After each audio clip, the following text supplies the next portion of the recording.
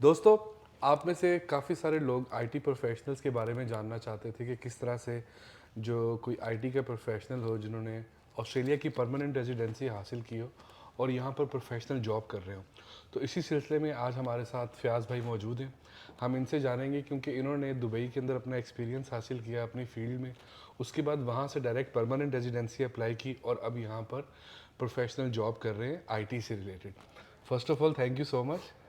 Player तो थोड़ा सा आप अपने बैकग्राउंड के बारे में बताएं कि आपने दुबई में क्या जॉब की और यहाँ पे किस फील्ड में काम कर रहे हैं। सही।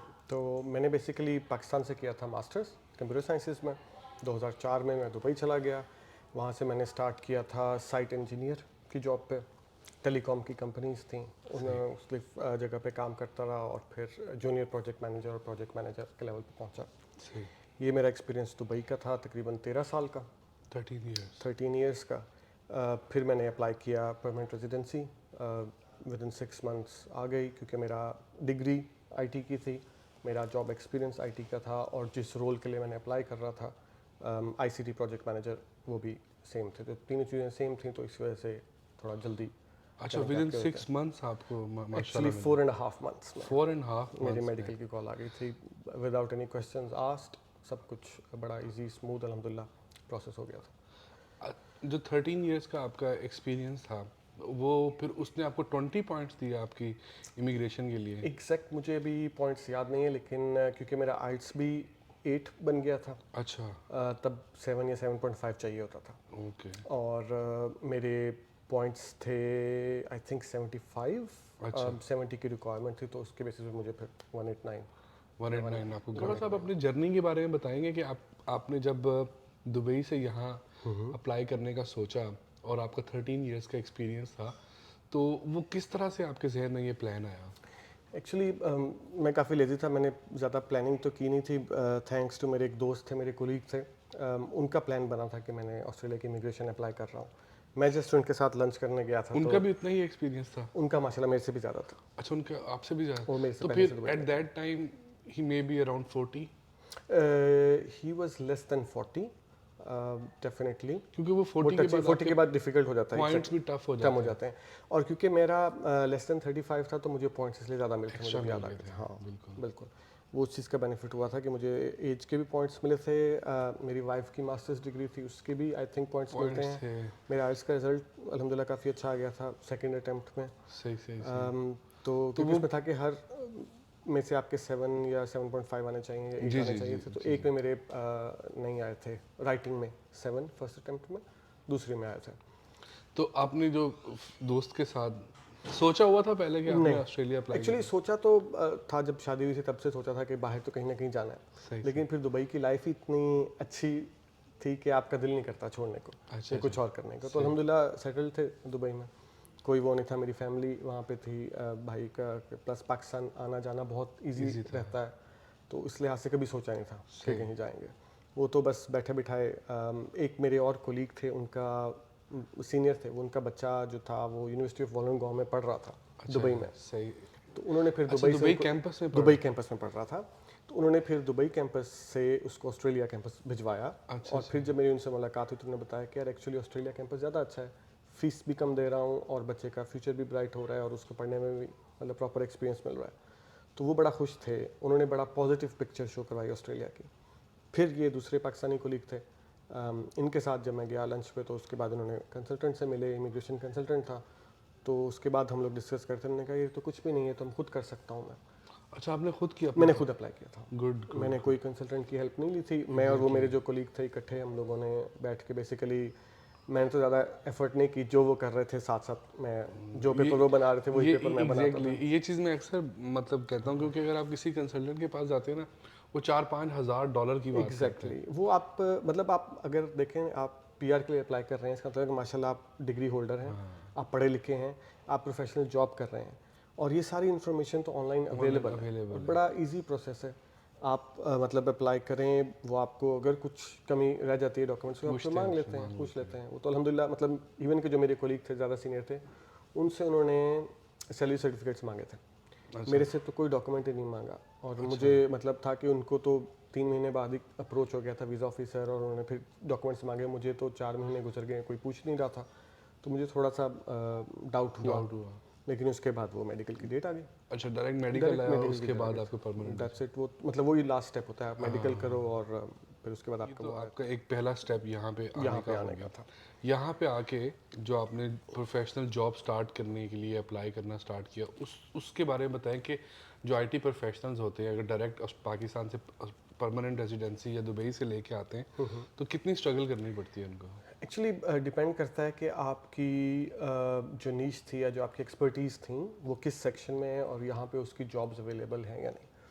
क्योंकि मेरा वहाँ पे ज़्यादा एक्सपीरियंस दुबई में रहा था, कंस्ट्रक्शन साइट्स पे कह लें या डेवलपमेंट में, प्रॉपर्टी डेवलपमेंट में वहाँ पे, लेकिन टेलीकॉम के रिलेटेड। सही। यहाँ पे आने के बाद जो जॉब सेटअप है वो थोड़ा डिफरेंट है कि ये ट्रेडी की मार्केट है। जो भी टेलीकॉम का काम हो रहा है वो कंपनीज के अपने एम्प्लॉयज़ या टीम्स नहीं है, वो लोग आगे सब कॉन्ट्रैक्ट करते हैं, वो आगे सब कॉन्ट्रैक्ट करते हैं, सोल ट्रेडर को आउटसोर्स हो रहा है, आउटसोर्स करते हैं। तो वो लोग काम कर रहे होते हैं। तो शुरू में मुझे डेफिनेटली थोड़ा स्ट्रगल हुआ, प्लस मैं एज ए प्रोजेक्ट मैनेजर वहाँ पे जॉब छोड़ के आया था, तो मुझे था कि मैं प्रोजेक्ट मैनेजर ही स्टार्ट करूँगा।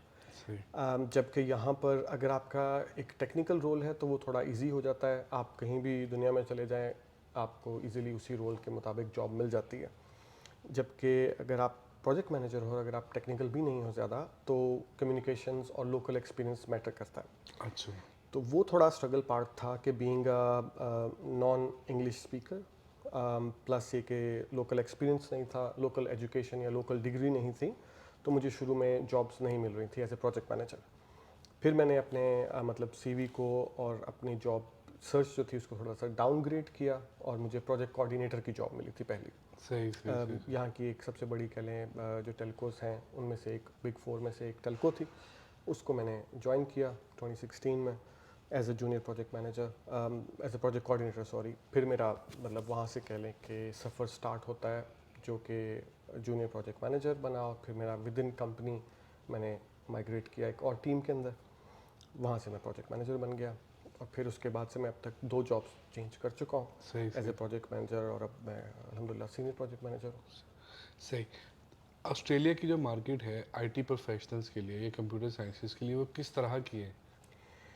मतलब उसके अंदर आजकल अभी जिस तरह से एक बहुत ज़्यादा बूम आया हुआ था, प्रोफेशनल्स की ज़रूरत थी, ये ओवरऑल जो मार्केट है उसमें जॉब्स होती हैं? जॉब्स तो बहुत हैं नो डाउट, क्योंकि डेवलप हो रहा है ऑस्ट्रेलिया, लेकिन अगर इंफ्रास्ट्रक्चर को देखा जाए तो उतना एडवांस नहीं है, थोड़ा सा अच्छा। बैकवर्ड है as compare to the rest of the world. अच्छा। प्लस ये कि मैं दुबई से आया था, क्योंकि तो वो बहुत ज़्यादा फास्ट पेस्ड इन्वायरमेंट है, तो यहाँ पे एकदम आपको फील होता है कि काफ़ी स्लो या बैकवर्ड है।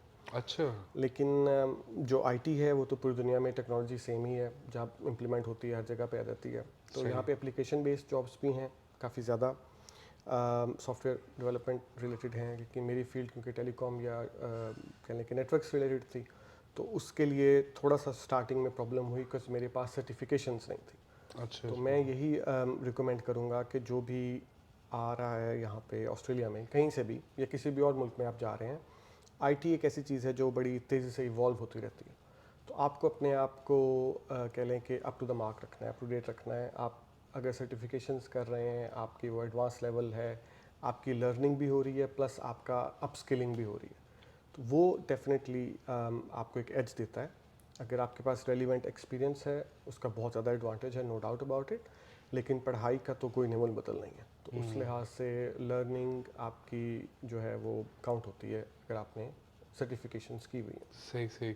और ओवरऑल ये समझा जाता है, बल्कि यहाँ पे भी देखा गया है कि आईटी के अंदर इंडियंस काफ़ी ज़्यादा पाकिस्तानियों से आगे हैं, तो उस लिहाज से आप क्या समझते हैं कि अगर पाकिस्तानी कोई आना चाहता है, जिस तरह भी आपने एक मशवरा तो ये दिया कि आप अपनी सर्टिफिकेशन के ऊपर फोकस करें, लेकिन अगर कोई और 491 वीज़ा जैसे डायरेक्ट जॉब के लिए आना चाह रहे हैं तो वहाँ का लोकल एक्सपीरियंस यहाँ ऑस्ट्रेलिया में कंसिडर किया जाएगा? किया जाता है बिल्कुल, अगर आप एज ए टेक्निकल रिसोर्स हैं, क्योंकि सिर्फ जो कुछ रिसोर्सेज कह लें, प्रोजेक्ट मैनेजर एक चीज़ है, अगर आप टेक्निकल नहीं हैं तो वो थोड़ा मैटर करता है कि आपका लोकल एक्सपीरियंस नहीं तो शायद आपको एज ना मिले या कंसिडर ना करें, लेकिन इसको भी नेगेटिव नहीं लेना चाहिए।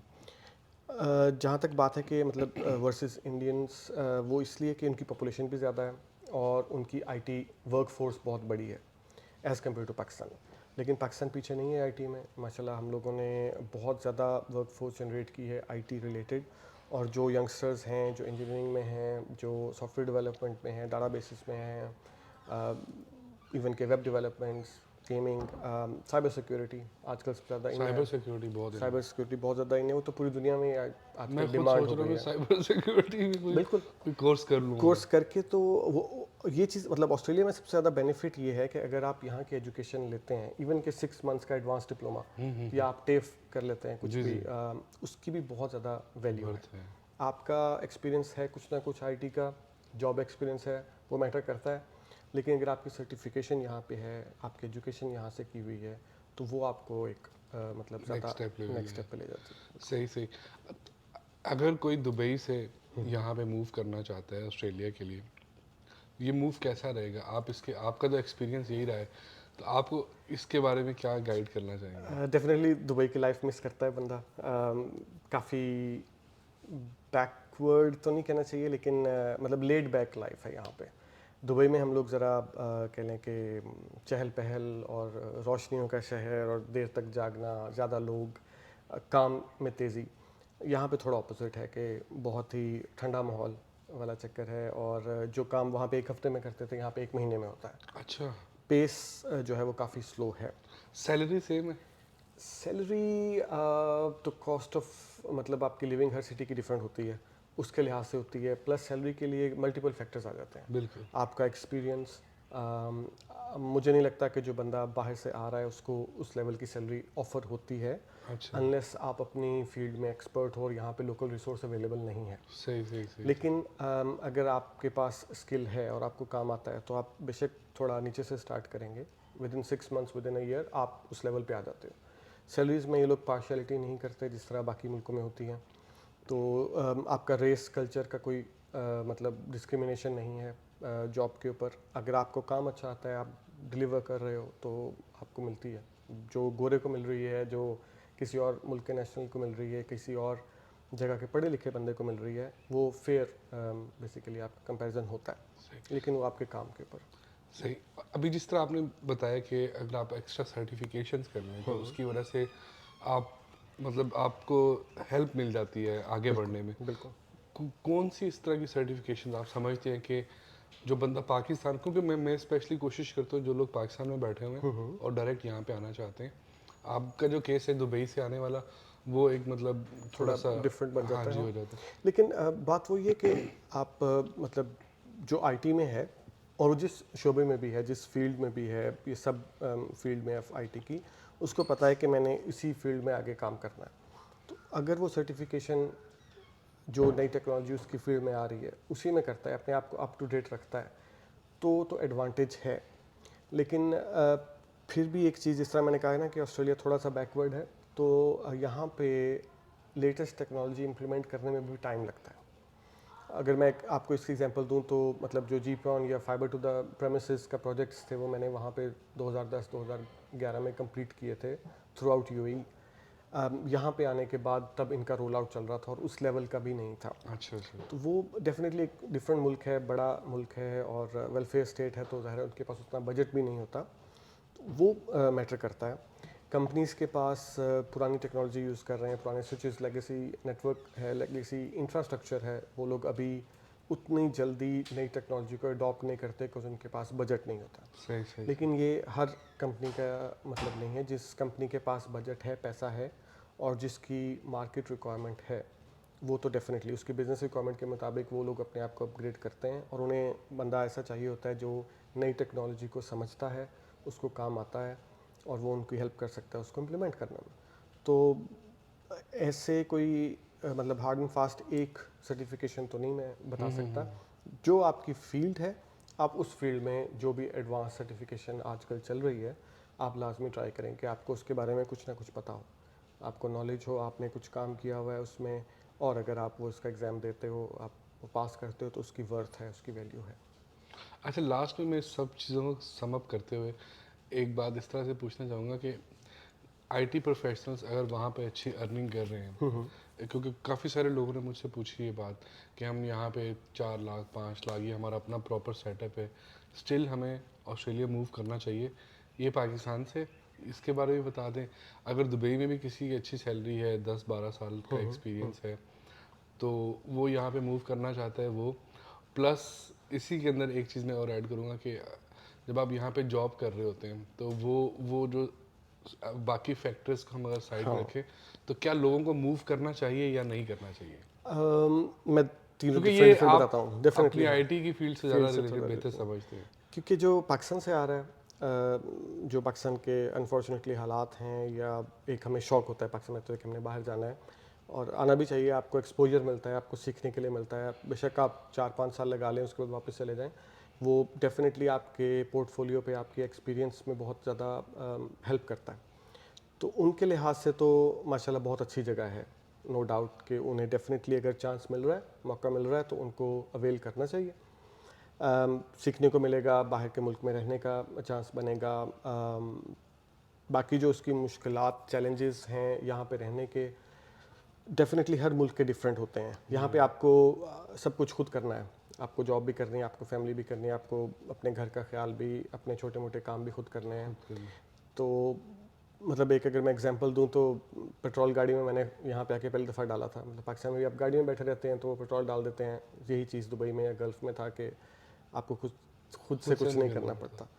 तो वो एक मतलब छोटी एग्जांपल है। तो पाकिस्तान के लिहाज से जो आ रहा है उसके लिए तो डेफिनेटली बहुत अच्छा है, ज़रूर मौके का फ़ायदा उठाएं। जो दुबई से आ रहे हैं वो थोड़ा सा डबल माइंडेड, क्योंकि मैं खुद भी 6 महीने साल तक काफ़ी कह लें कि डबल माइंडेड था कि मैंने शायद गलत किया यहाँ पे आके। रीज़न उसकी मल्टीपल रीजंस हैं और वो कुछ टाइम के बाद ही पता लगता है। प्लस ये कि हर किसी की अपनी नेचर होती है। दुबई में सैलरीज अच्छी हैं, अगर आपने पैसा कमाना है तो डेफिनेटली दुबई में अपॉर्चुनिटीज़ ज़्यादा हैं। अच्छा। आप ज़्यादा कमाएंगे, ज़्यादा उड़ाएंगे, ज़्यादा खर्च करने के मौके भी वहाँ पे अच्छे हैं, आप लाइफ को एंजॉय भी करते हैं। यहाँ पे नेचुरल ब्यूटी अगर आपने मतलब बाहर फिरना है as an Australia, job sector में उतना एडवांस नहीं है और थोड़ा सा कह लें कि टाइट मार्केट है, तो वो थोड़ा फ़र्क फील होता है। और इनके पास वो बजट नहीं है जो आपको दुबई में सैलरी आपको पे करती है। लेकिन अगर आप उसका कंपैरिजन करें कि ठीक है मुझे थोड़ा मिल रहा है, मैं दुबई के लिहाज से नहीं कमा रहा, लेकिन आपने फिर दुबई में स्पेंड भी नहीं कर रहे हैं, आपने खर्चा भी यहाँ पे करना है, तो उसके लिहाज से आप बड़े घर में रह सकते हैं। एक चीज़ में, सॉरी मैं आपकी बात इंटरफेयर करूंगा, यहाँ पे ना एक काउंटर क्वेश्चन हमेशा से ये होता है लोगों का, जितने लोग भी गल्फ़ या सऊदी में रह रहे थे वो कहते हैं यार हम जितने साल भी यहाँ पे रह लें, at the end of the day हमें वापस जाना है बिल्कुल क्योंकि हमें नेशनैलिटी नहीं बिल्कुल। मिलती। तो क्या वो जो नेशनैलिटी वाला एक फैक्टर है वो बहुत ऑस्ट्रेलिया उसकी वजह से थोड़ा सा बिल्कुल, एडवांटेज ले यही जाता वजह है? है कि जो सबसे बड़ा एडवांटेज ये है कि अगर आपने मतलब ज़्यादा सैलरी कमानी है, एडवांस लाइफ गुजारनी है, तो वो दुबई है या गल्फ़ है। लेकिन ज़ाहिर है आपको पता है कि मैंने जब रिटायर होना है या बच्चे बड़े होंगे तो मैं वहाँ पे हमेशा के लिए नहीं रह सकता। आप ऑस्ट्रेलिया आ जाते हैं, आप उतना कमा नहीं सकते, आपकी लाइफ भी थोड़ी सी टाइट हो जाती है। लेकिन आपको ये पता है कि फैमिली बैलेंस जो है या वर्क लाइफ बैलेंस जो है वो यहाँ पे बहुत अच्छा है। बहुत अच्छा है। आपको घर अच्छा मिल सकता है, आपको थोड़ा बड़ा घर मिल सकता है, आपको फैमिली के साथ ज़्यादा टाइम स्पेंड करने का मौका मिलता है क्योंकि ज़्यादा नाइट लाइफ नहीं है। अब प्लस ये कि आपकी करियर ग्रोथ बच्चों को इंडिपेंडेंट बनना सिखाते हैं एज़ कम्पेयर टू बाकी। अगर बात आई थी वही कि इस्लामिक माहौल और ये वो तो हर जगह पे ही, मतलब मैं उसके एक वो डिफरेंट टॉपिक बन जाएगा। वो मिलता भी है यहाँ वो पे, मिलता है, मिलता वो है, तो आपके घर का स्कूल्स माहौल के हैं, ऊपर डिपेंड करता है। बिल्कुल आसपास मुस्लिम बिल्कुल, कम्युनिटी मुस्लिम होती है। कम्युनिटी यहाँ पे अच्छी है, आपके घर का माहौल काफ़ी ज़्यादा इन्फ्लुएंस करता है। वो बिल्कुल। बेशक आप पाकिस्तान में हो, बेशक आप सऊदी में भी हो, जिस बच्चे ने बिगड़ना हो, या अगर आप पेरेंट्स मतलब तवज्जो ना दें तो बच्चे सऊदी में भी बिगड़ते ट्रू हैं। ट्रू। तो वो सब कुछ तो डेफिनेटली एक सेपरेट टॉपिक है। लेकिन ये कि जो लोग गल्फ़ से आते हैं यहाँ पे, उनको ज़रूर मुश्किलात फ़ील होती हैं, उनको वो मज़ा नहीं आता जो गल्फ़ का था। लेकिन with the passage of time, मतलब थोड़े टाइम के बाद वो लोग एडजस्ट हो जाते हैं। जिस तरह मैं, अब मुझे 5 साल से ऊपर हो गए हैं, तो अब अगर कोई मुझसे पूछे तो मुझे लगता है कि नहीं यार, बच्चों के लिहाज से या फैमिली बनाने के ये लिहाज से decision ये ज़्यादा बेहतर है। आपकी थोड़ी इजी रिलैक्स लाइफ सही सही हो जाती है और आपको बहुत कुछ और करने को भी मतलब चांस बनता है। तो इस लिहाज से हर किसी की अपनी चॉइस। सही सही। Thank you so much. और मुझे पूरी उम्मीद है कि आप लोगों को भी ये बातें काफ़ी हद तक इंफॉर्मेटिव लगी होंगी। इसके अलावा अगर आप कुछ और भी जानना चाहते हैं तो आप कमेंट सेक्शन में लिख सकते हैं, पूरी कोशिश करूँगा उसको रिप्लाई करने की। अपना ढेर सारा ख्याल रखिएगा। Till that, thank you so much, piece.